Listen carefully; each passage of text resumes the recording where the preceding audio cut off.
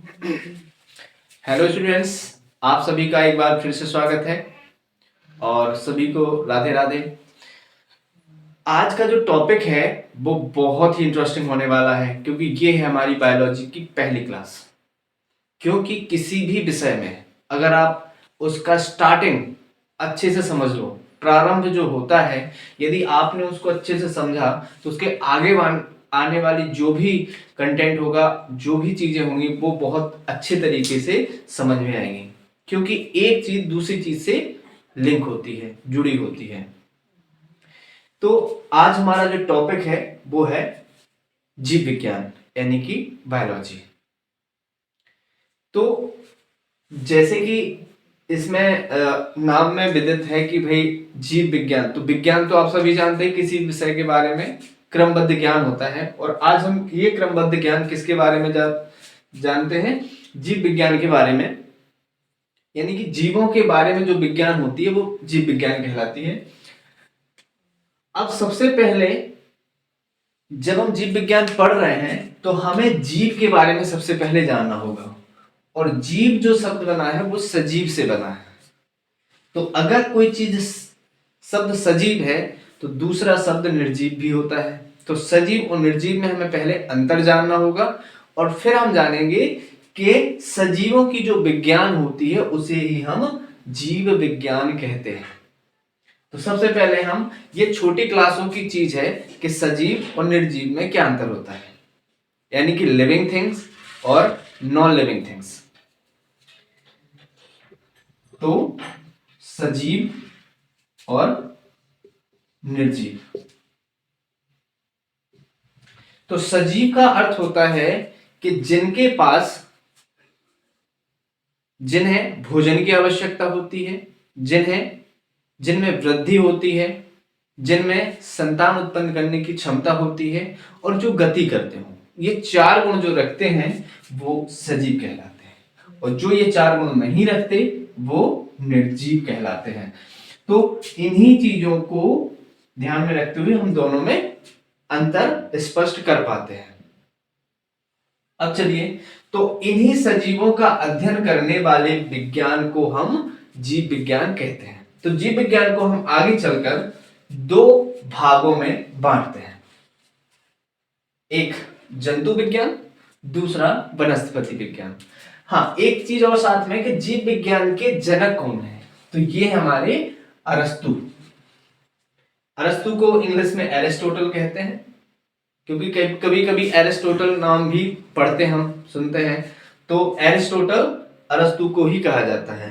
तो जीव विज्ञान के जनक अरस्तु हैं। जब इसको आगे चल के दो हिस्सों में बांटा गया है इस विज्ञान को, तो विज्ञान की दो शाखाएं हुई, एक जंतु विज्ञान, दूसरा वनस्पति विज्ञान। क्यों? क्योंकि सजीव ही दो प्रकार के होते हैं, जंतु भी होते हैं और वनस्पति, क्योंकि पेड़ पौधे भी सजीवों में आते हैं। अब आप कहोगे कि वो चलते फिरते थोड़ी हैं, गति थोड़ी करते हैं। देखिए, गति, उसमें जो वृद्धि होती है उसी को हम गति के रूप में लेते हैं। आप ये भी देखते होंगे उन्हें ऊर्जा की आवश्यकता होती है, जो कि वो सूर्य से आने वाली प्रकाश किरणों के माध्यम से अपना भोजन बनाते हैं। उनमें संतान उत्पन्न करने की क्षमता होती है, जो कि पुष्पों में होती है। ठीक है, तो ये सभी गुण विद्यमान है, इसलिए पेड़ पौधे या वनस्पति भी सजीवों में गिनी जाती है। तो जंतु विज्ञान और वनस्पति विज्ञान, यहां जंतु विज्ञान के जनक भी अरस्तु ही हैं और वनस्पति विज्ञान के जनक थियोफ्रेस्टस माने जाते हैं। इन वैज्ञानिकों ने कई सैकड़ों यानी कि लगभग 500 प्रकार के जंतुओं पर रिसर्च करके, खोजबीन करके इन्होंने एक पुस्तक लिखी जिसका नाम है हिस्टोरिया एनिमिलिया। जबकि इतने ही सैकड़ों, कई प्रकार के वनस्पतियों पर जब अध्ययन किया तो उन्हें जो निष्कर्ष निकाला, उस निष्कर्ष को अपनी पुस्तक हिस्टोरिया प्लांटेरम में इन्होंने उसका वर्णन किया। तो इन्होंने जो पुस्तक लिखी वो है Historia plantarum.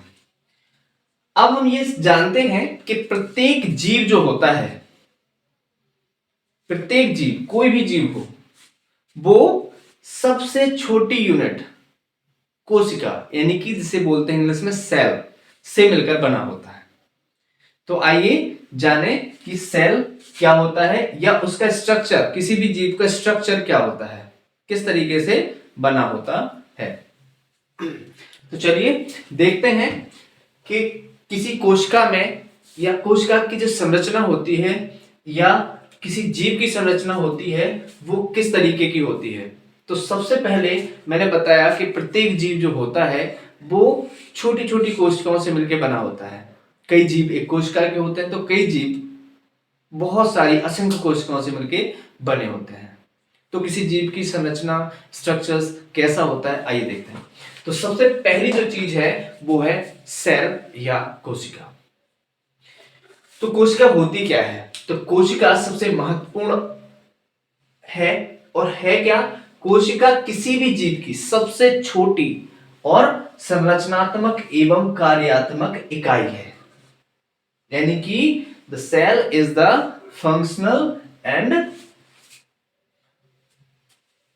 Functional unit of any organism.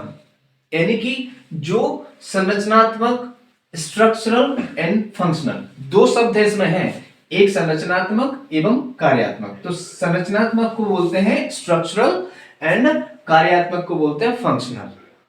Function और उसकी संरचना दोनों का ही काम करती है हमारी कोशिका, इसलिए दोनों शब्द इसमें रखे जाते हैं, संरचनात्मक और कार्यात्मक।